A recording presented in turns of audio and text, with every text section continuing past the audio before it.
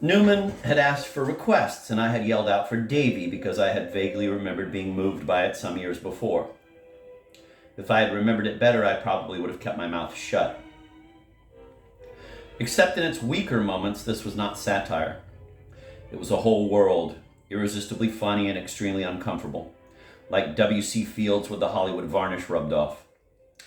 But the laughter was not smug, and the scariness of the songs was not smug on Newman's part, but simply presented as what he did for a living, what he did better than anyone else.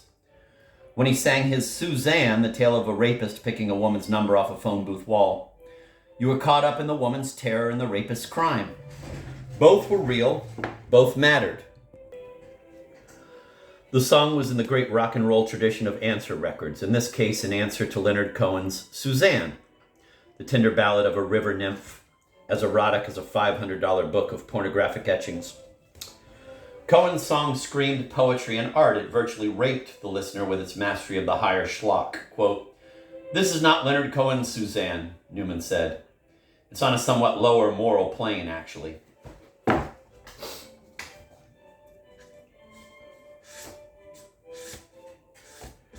He said that with such modesty, fading his comment as if he were throwing away one of his best lines, that you had to think that sometimes late at night when he couldn't make a song work, he might even believe it. Newman is afraid of his sensibility, to the degree that he has to get it over to an audience. On one album, he sang a version of that old Cotton Club favorite, Underneath the Harlem Moon, all about the colored singing and dancing, summed up in the classic line, quote, "That's why darkies were born," end of quote. He sang it straight, beautifully, in fact. And you just couldn't tell. Where was he? Or more to the point, where did he put you? Here he was, a struggling singer whose only possible audience would be urbane, liberal rock and roll fans, and he was unveiling the charms of racism. He would not perform the song in front of an audience. Quote, "I was afraid someone might beat me up," end of quote, he said. The night I saw him, he sang his own, quote, "Yellow Man," end of quote. Apparently no one had told him he was singing in a Chinese movie theater in the middle of the biggest Chinese community in the USA. Or maybe he thought his height would save him. His distance from his material is always a bit uncertain. If Newman's songs are the result of New Orleans R&B and an after-the-ball cul-de-sac of Hollywood movie music, they also grow out of a cul-de-sac pure and simple. Los Angeles, the edge of America, the city of the future. As an Angelino, Randy Newman is something like Nathaniel West on the verge of having a good time in spite of himself. West thought Southern California was where America came to make its last stand, to reach for the last chance, inevitably betraying those hopes. West thought Southern California was where America came to make its last stand, to reach for the last chance, inevitably betraying those hopes. Los Angeles became, to West and to Chandler and others, the place where those new resentful Americans would turn to fantasies of revenge, violence, and death. Looking for rebirth, dreamers found only that they felt older than they had seemed at home.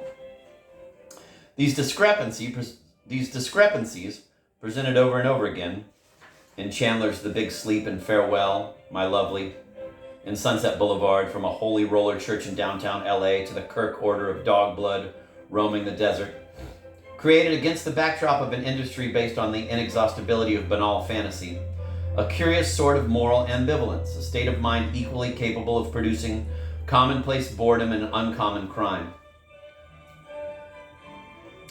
This ambivalence, I think, grows out of an attempt to come to terms with that sense of discrepancy, an aggressive and in many ways positive denial of the need for roots, a perception that everything that is old must be covered in neon and sandstone before anyone can really be free.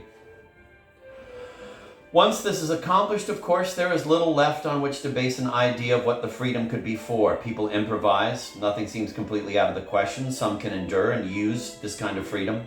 Some can't. They lust after authority, and there are always too many people to provide it. Pimps, the children of God, organized crime, weird figures of extraordinary charisma walking the streets devouring souls. Such a story is familiar enough, the same scared and lustful Americans who changed their names and killed for new lives in Chandler's books crawl through Ross MacDonald's. The rubber horse clumped at the bottom of a swimming pool, and Day of the Locust was dumped into a bed in The Godfather. But because such a vision of Los Angeles pushed West and Chandler into a queer sort of Puritanism, they never noticed something else that matters about Southern California: its incredible exuberance, the talent of Southern Californians for enjoying themselves.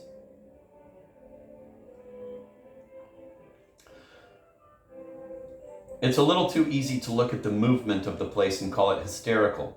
Too easy to quote Thoreau and pronounce that, quote, "The mass of men lead lives of quiet desperation," end of quote, and think that you have told the whole truth. Put the Beach Boys of the early 60s up against West, and he sounds hysterical. There isn't a hint of their warmth and friendliness in his definitive book, but no one can tell me that fun is a lie. The Beach Boys don't wipe out Chandler's world, but they enlarge it. And if finally the Beach Boys held hands with Charles Manson as the 60s ended, that only meant that they were as vulnerable to the LA of West and Chandler as they might have been to the Beach Boys.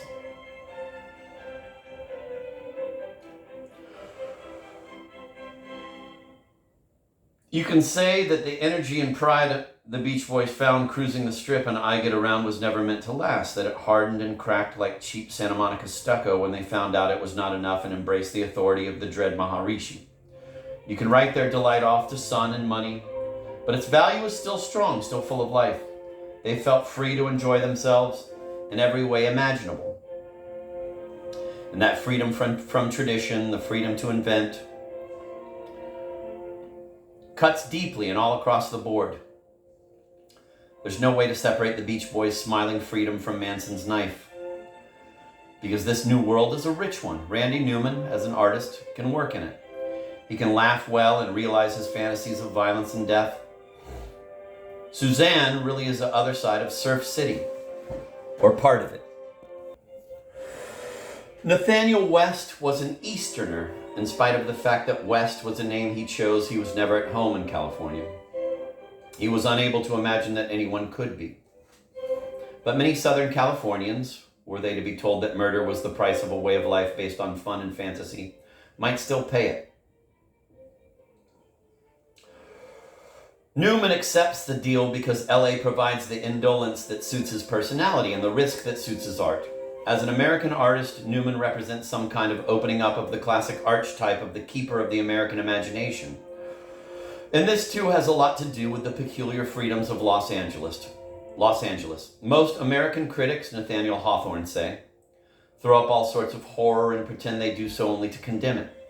If West, through his transplanted Easterner hero Todd Hackett, admitted complicity in the LA nightmare, he had to satisfy the guilt such a confession produced by destroying the city in a private apocalypse.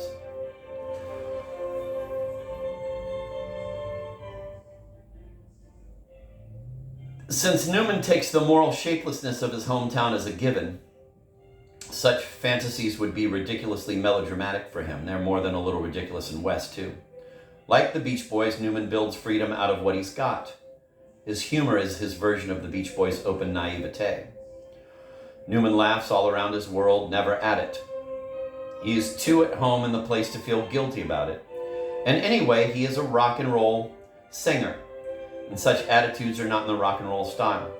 As with almost any popular art, the moment rock and roll tries to criticize something, it becomes hopelessly self-righteous and stupid. It effectively criticizes by rendering a situation with such immediacy or by affirming it to the point of such absurdity that you can no longer take it straight. That is why there is no tougher anti-drug song than the Velvet Underground's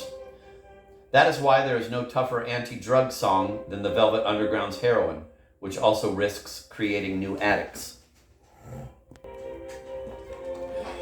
Perhaps because of the ambivalence of Southern California, Newman can sing with the same insulated force. He always writes, and what is harder, sings in the voices of his characters, except when they are women, but he will manage that someday.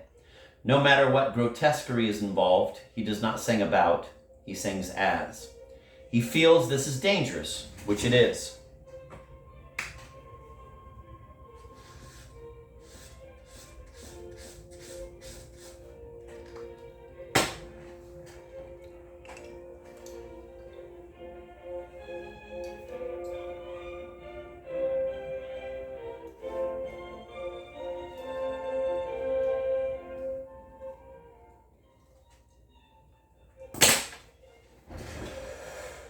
The imagination has fallen upon sorry days in post-Beatle rock and roll. Audiences are no longer used to the idea that someone might make something up, create a persona, and act it.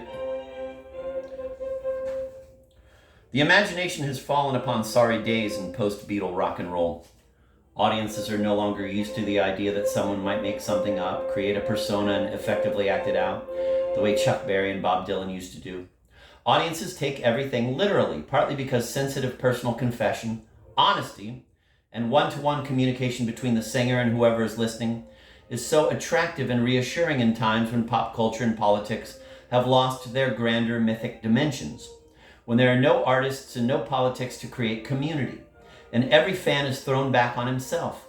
Let me quote from a typical ad for a troubled troubadour, supposedly appropriate to such times, presumably addressed to a troubled audience. Quote, "A few rare performers immediately become your friend the first time you listen to them. Jonathan Edwards is about to become your friend," end of quote. Oh no, that's not the end of the quote. It continues. "His songs are sensitive and warm, containing feelings and recollections, which are sure to remind you of things in your life as well." Jonathan Edwards, a new friend. Courtesy Atlantic Records and Tapes, a division of Warner Communications. The friendly giant conglomerate. End of quote. Note the style of the ad. The cadence is wonderfully smooth, caressing. The grammar is perfect, proper. The voice is fatherly. The whole thing is absolutely unbearable, but it's always fun to fill in the blanks. Let's say, "A few rare performers immediately become your friend the first time you listen to them. Mick Jagger is about to become your friend. His songs are loud, brutal, and mean, containing feelings you like to pretend you do not have. Recollections you would like to forget, and temptations that up until now you have wisely avoided. Mick Jagger, a new friend." Courtesy Rolling Stones Records and Tapes, distributed by Atlantic Records and Tapes, a division of Warner Communications. Rock and roll may have no center, but it is nothing if not pluralistic. Newman Records for the same company. Newman records for the same company, naturally. And this is a tough read. Rock and roll is suffering from that old progressive school fallacy that says if what you write is about your own feelings, no one can criticize it.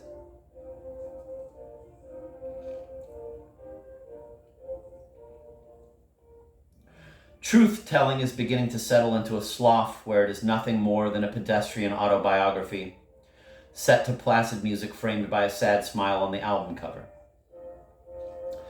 This is about as liberating as thinking typecast movie stars are really like the roles they play.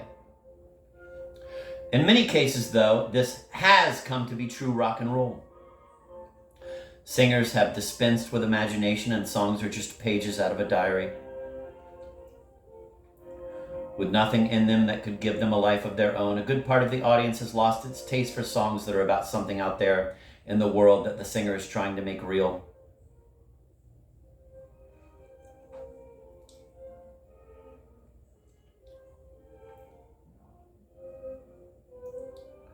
Usually by convincingly assuming the burden of that reality, replacing such songs are tunes that desperately deny the world by affirming the joys of solipsism.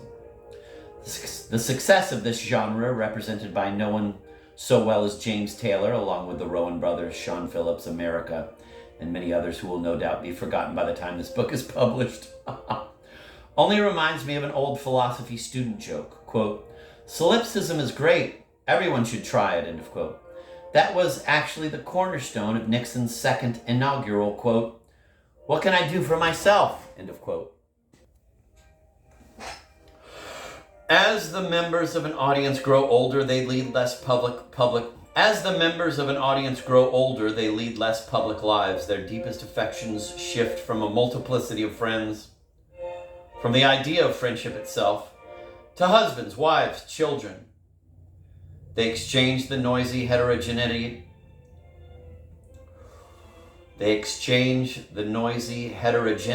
of school for the quiet homogeneity of a job. They travel less freely act less impulsively. If politics once meant the fellowship of the street or the political community of a campus for those who were lucky enough to have known such things, more and more politics comes to mean voting, the most solitary political act there is, or at best, talk with a few friends. A life that was fluid with possibility can solidify into loneliness. One looks harder for the comforts of similarity and shies from the risks of diversity. It becomes easy to think that nothing is new under the sun, or that if there is, that one can no longer be a part of what is new.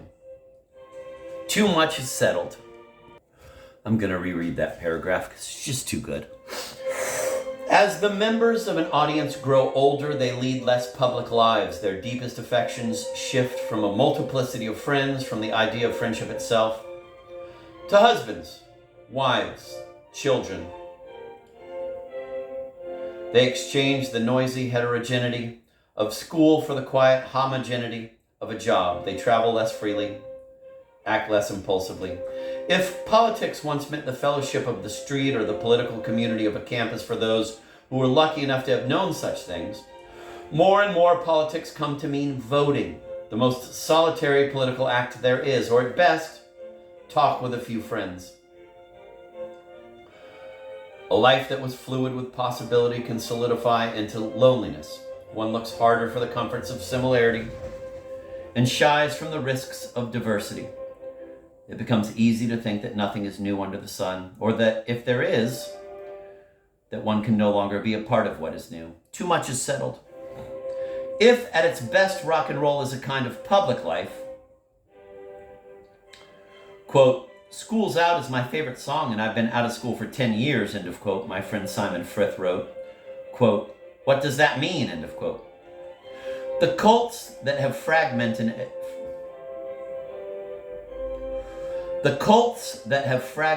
an audience potentially as big and broad as America itself speak for a less open life, as do the names of some successful post-Beatle record companies: Island, Shelter, Haven, Chrysalis, Asylum. God, how smart.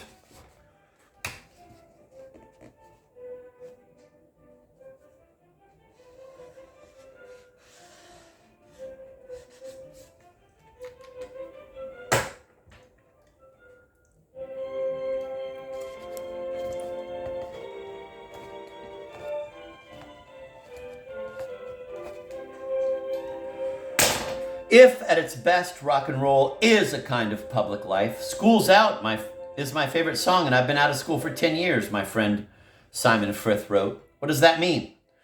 The cults that have fragmented an audience potentially as big and broad as America itself speak for a less open life, as do the names of some successful post-Beatle record companies: Island, Shelter, Haven, Chrysalis, Asylum.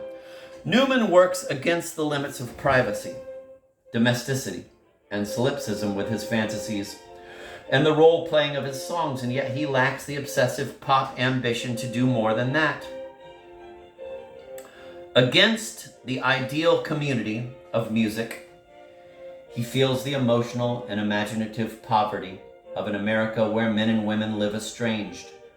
But to drive the aesthetic of his fantasies into our heads would require him to value his music more than anything else, to be on the road constantly, to risk the collapse of his own family life, the shelter of his own privacy, and even after the rock and roll deaths of the last years, I don't feel very romantic saying this, his sanity and his life. Quote, "If I couldn't perform, I'd give up," end of quote, said Rod Stewart. Quote, "It's not a question of the money side of it. I don't have to work for the rest of my life. I don't want to, but not having that 90 minutes up there anymore. Phew.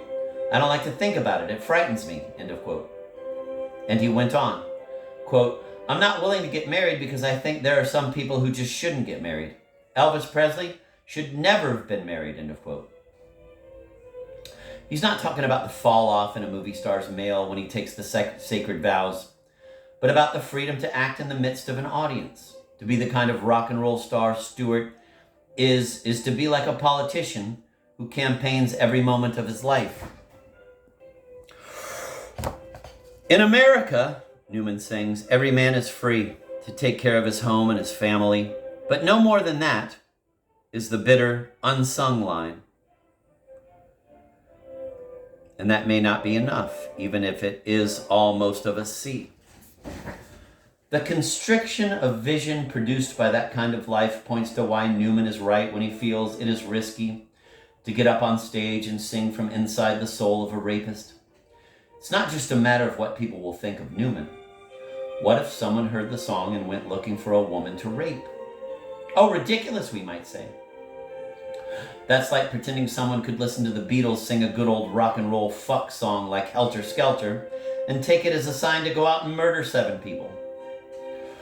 Good art is always dangerous, always open-ended. Once you put it out in the world, you lose control of it. People will fit it into their lives in all sorts of different ways. If so much of the rock and roll of the post-Beatle era is closed off and one-dimensional, like the politics it serenades and reinforces, if the aesthetic of solipsism is freezing the imagination and our ability to respond openly, it is Newman's risk-taking that makes him so valuable.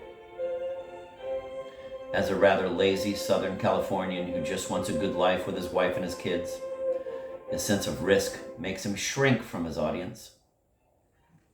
But as an artist, that sense makes him reach for bigger risks.